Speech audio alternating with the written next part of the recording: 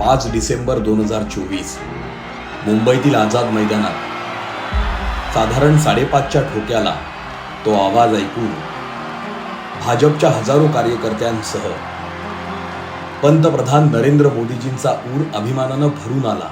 मी देवेंद्र सरिता गंगाधरराव फडणवीस ईश्वर साक्ष शपथ घेतो की कायद्याद्वारे स्थापित झाले आहे अशा कारण न भूतो अशा 132 आमदारांच्या संख्याबळासह सलग तिसऱ्यांदा त्याने कमळ फुलवले। देशभरातील भारतीय जनता पक्षाचे बडे नेते, नटनट्या, उद्योगपतींसह अनेकांनी उपस्थिती लावली होती। मात्र मोदीजींना पाहताच देवेंद्रजींनी वाकून अभिवादन केलं आणि हे सारं आपल्या आशीर्वादाशिवाय अशक्य होतं असं अत्यंत नम्रतेने डोळ्यांच्या भाषेद्वारे सांगितलं। तो क्षण अत्यंत दुर्मिळ होता। यशाला अनेक बाप असतात, पण अपयशाची जबाबदारी सगळेच झटकतात। देवेंद्र मात्र याला अपवाद। लोकसभेत महाराष्ट्रात पक्षाचे घटलेले संख्याबळ याला आपण जबाबदार आहोत असं म्हणत पठ्ठ्याने सगळी जबाबदारी स्वतःवर घेतली। महाराष्ट्रामध्ये जो काही पराभव झाला असेल, ज्या काही जागा कमी आल्या असतील, याची सगळी जबाबदारी ही देवेंद्र फडणवीस मी या ठिकाणी स्वीकारतो।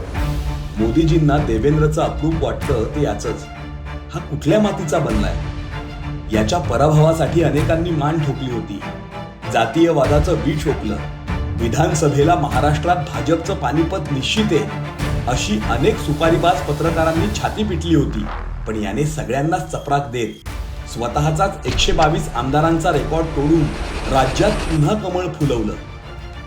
कदाचित पंडित दीनदयाल उपाध्याय, श्यामाप्रसाद मुखर्जी ते अडवाणी अटलजी हा भाजपच्या अपमानाचा आणि संघर्षाचा पट देवेंद्रजींच्या निमित्ताने पुन्हा एकदा मोदीजींच्या डोळ्यापुढे उभा राहिला असेल।